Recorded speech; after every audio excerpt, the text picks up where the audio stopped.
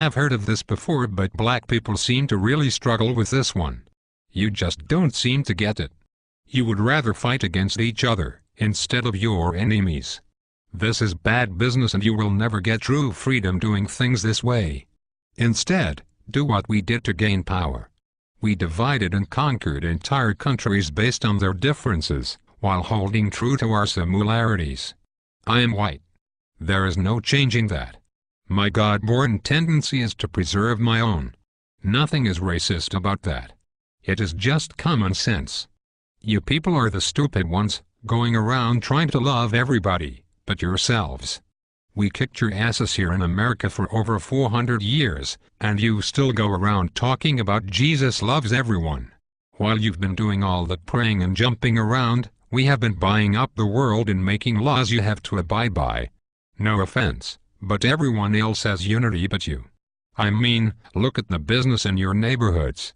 The people that control it don't even look like you. In fact, everyone who comes to this country sets up a business in the black community. The Koreans, the Indians, the Chinese. The list goes on and on.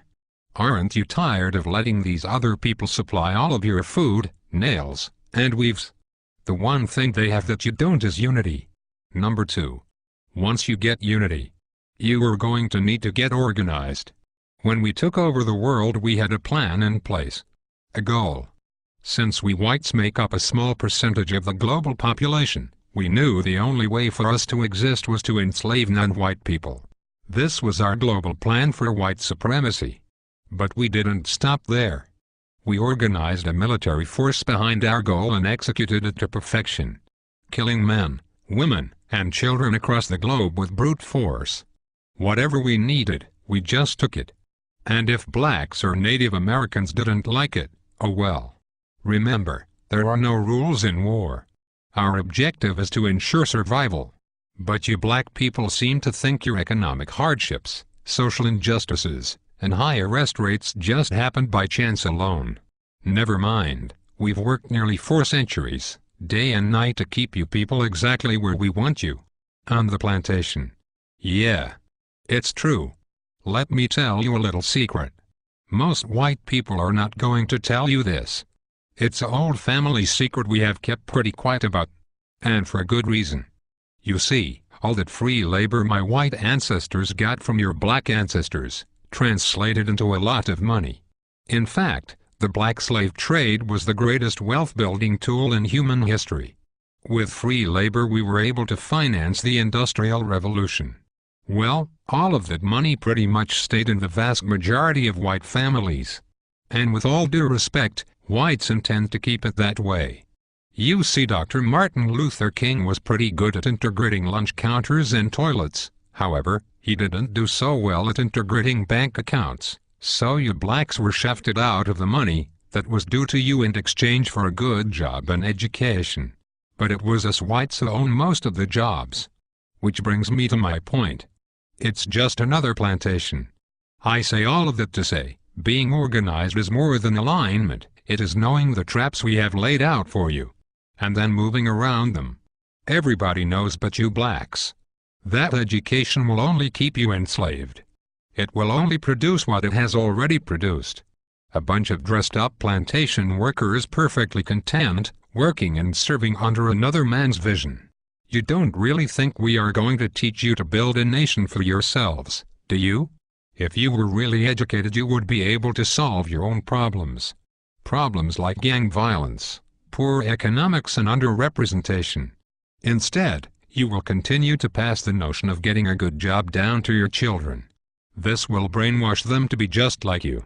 And the cycle will repeat for generations. While we whites continue to run things at the top, your grandchildren will be celebrating the first black Catholic Pope. I know this has been long, so let's move to number 3. The third way to gain black power is the most important of all. It is this way because it deals more with your psychology than your conscious mind.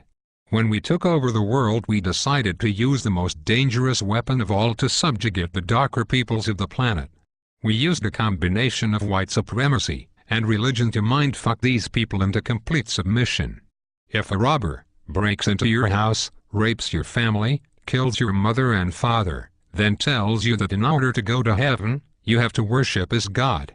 If someone did that to me, then said that to be born again, I had to worship as God, I'd kill the bastard right on the spot. But you black people seem to have no problem worshipping the God of your enemies. Even worse is the fact that for all the praying that you have done, it seems like the God of the white man is just as racist as we are. Anytime you start believing in the God of your enemy, it pretty much means you're a complete idiot and a pussy, who is too far gone to confront his adversary. This is a deep sickness, because to believe the man who murdered your family is your friend is to believe that watermelons have gills. This kind of thinking lacks critical reasoning, a skill needed to defend territory and the minds of the youth. You even believe that Haiti, the only black nation that ever kicked the white man's ass, is cursed because many of them practice voodoo. You even go further and believe that it was God that hit Haiti with a 7.5 earthquake. You religious-minded blacks thought this about New Orleans too. Let me tell you the truth. We gave you this God because we knew by worshipping a white God you would subconsciously be worshipping us. That was a part of our plan, and it worked like a charm on the early slave plantations. We whites decided to perfect it, and have taken our gods all over the world to dark people. You see, we know that if we can get you to put down your God, and pick up ours, you will lose your real power. This is really effective for controlling a people. Practically, by doing this, you will never fight against us because subconsciously you would be fighting God. I know that is a serious mindfuck. But that is why you cheer for a white Jesus to kill all the darkies down in Haiti and New Orleans, while kissing Pat Robertson's ass. Meanwhile our harp machines can shake up more prime real estate for the oil companies. If you continue to follow the God of your enemies, you will never rule the world, because you will always have your allegiance with the white man, instead of your God, who's pissed off because you traded him in for a blonde-haired, blue-eyed hippie, whose name we took from the Greek god Zeus. So, let's recap. The top 3 things you need to do to rule the world, and to have black power is: Number 1, get some unity. Stop killing each other over nickel bags of weed and coke. You are basically helping to kill off your own army. Stop it and unite. Number 2, get organized. There is nothing worse than a bunch of rich rappers talking about gangsta and keeping it real, when all of them still work for rich white and Jewish men that pimp them for their talent. With Jay-Z, P. Diddy and Oprah, you black people should have your own distribution company by now, instead of relying on your white backers to put out your albums. This is because you are not organized. This goes for all you sports athletes too. You black sports guys are stupid. You're a grown man and you still have an owner. Stop being a slave and wake up. When you die, all you will have to pass on to your children is a championship ring. When I die, I will have at least 2 islands and a few manufacturing companies to extend my legacy. For you sports guys, no one will remember you, and the money you blew on trying to floss will be right back into our hands. You need to organize and put your money and minds together for one common goal: black power. Last but not least, you have to stop following the white man's God. He has really done nothing for you since you started to believe in him. Basically all my God has done for you is allow white guys like me to continue stealing from you. Sure, we'll give you a few rich blacks to make it up the ladder. But this is to keep up hope in you, so that you will teach cowardness and fear to your children and get nothing in return. You will keep praying while we will keep slaying and taking more land and control of the earth. It will be this way as long as you fall for the lie that some white dude is going to come down from the skies and pull you out of this shit. Stop it. Instead, go back to believing in your God. The God you had when you were rich in Africa and had diamonds, gold, and health. It certainly beats the crap the white man's God has given you. Even if you believed in rocks, you would probably have more luck than what you have gotten with this guy. One last thing. Black people need to stop saying that they're blessed. This is not only dumb, but it lets us white people know that we are still very much in control. If I steal you from your home and throw you into a cardboard box, have you work for 400 years on a plantation, just because I give you a pillow, doesn't mean that you are blessed.